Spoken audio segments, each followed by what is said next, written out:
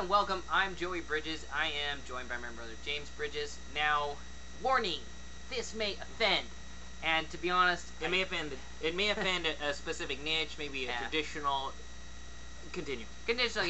We're not going to use any profane language or anything, but this rant, and maybe it's not a rant, but we would like to uncover some secrets that some people are delusionally believing in. And here is the thing: if you are waiting for floor time for your success, you are going to die. If you're waiting, and I don't mean die physically, I mean die business-wise. If you are waiting for someone to walk into your office, because that happens all the time. And by the way, don't give me, yes, I get a deal a year off of people walking in my office. Anyone, you could get that in a bunny suit standing on the corner. You know, I mean, let's be honest. I think sadly there's too many professionals who are stuck in some old habits. Maybe they've been in the business 10 years, 15 years. Maybe they've only been in the business 3 years, but they had a little bit of initial success with floor time, and now they're holding on to it, hoping their broker or the owner of the office will save them. And that's a very, very dangerous position to get into. Allow James and I to let me share a specific example. We do free 20-minute marketing analysis calls for certain times of the week. We schedule them out. You know, you can get those at 20minutemarketinganalysis.com and sign up for a spot. Now, here's what James and I find funny. Someone requested to have a time. Cool. We schedule the time. Actually, it was our staff who schedules the time at the agent's request at the time that they asked for. So James calls and goes, but I'm on floor time. If you can't even focus for 20 minutes to improve your business, to get advice from guys who generate hundreds and sometimes thousands of leads monthly, by the way, it's usually thousands that James and I generate, and you can't take 20 minutes because you're hoping and waiting for a call that may never happen at floor time, I'm sorry to say you're rowing upstream.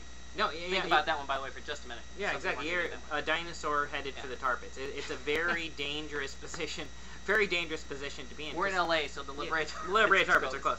So, you know, the reality is it's dangerous. If you're counting on old habits, or probably one of my favorites, I did 8 transactions last year. It was an awful year for me. And my question goes, great, what are you going to do this year? Well, I'm not going to change anything. Oh, okay, so last year was awful. This year's challenging, and you're not going to change anything. That's a very, very dangerous position to be in. As we say, the safer you are, the more risky your business is. Yeah, and if you had a great year, fantastic. Great.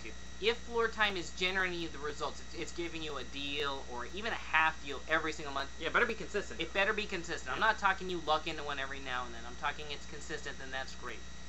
What James and I are trying to get at is if you're counting on something that didn't work last year, that didn't work maybe even the year before, so guess what? You have a general pattern. Sitting and hoping it's magically going to improve is irresponsible to your business. Yeah. That's irresponsible to whoever depends on you for something. You need to change something. Whatever it is, change it. Yeah, maybe that requires you going and doing some stuff you don't like. Yeah. Maybe you don't like open houses, but guess what? They're working right now. Maybe you don't want to call expireds or send them letters, but guess what? That's working right now.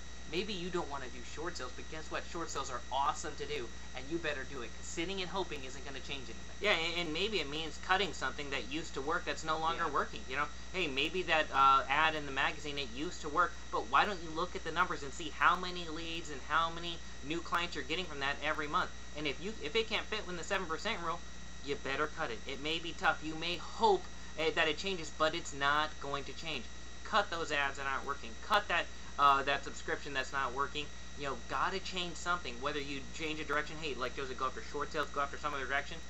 Very, very important to change something. Because sitting and hoping floor time's gonna save you, or sitting in open house when you put out 2 signs and just saying, hey, I hope some buyers come by, that is not gonna help you get your business to where you want to, and you're gonna be sitting in December of the new year and going, wow, last year wasn't good, and then you're gonna come in and hope everything changes. If you're waiting for the market to save you, it's gonna be a long wait. And keep this in mind. What James and I are really doing is we just don't want you to bank on something that has no chance of working. And if it's not working, or it hasn't worked in the past, and yet you're hoping it's somehow going to change, what we just want to do is give you the permission to let it go. We're giving you permission to try something else. We're giving you permission to be able to do it, because sometimes you just need somebody else to help you, encourage you along the way. All right. On behalf of James, I'm Joey Bridges. To your success, improving your business and improving your results.